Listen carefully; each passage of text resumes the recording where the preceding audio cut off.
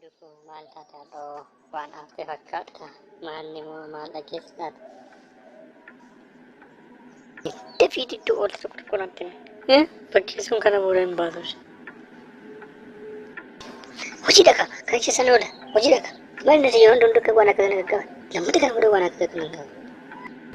Amma fakkeessuu keedhaa iddootti ool tokko tokkoon si dhageera ishee fakkeessuu keedhaa gaamma daftee namni taanaani. Isheen kun sodomaadha ishee. Jettee namaan dhageen jennaan itti himti fakkaate.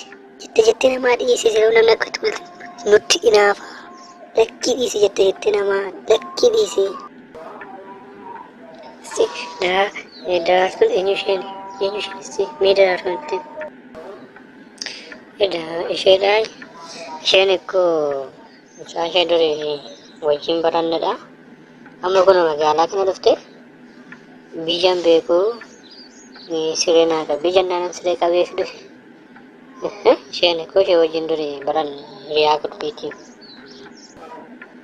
Siree qabdeef yoo achi hoogaa.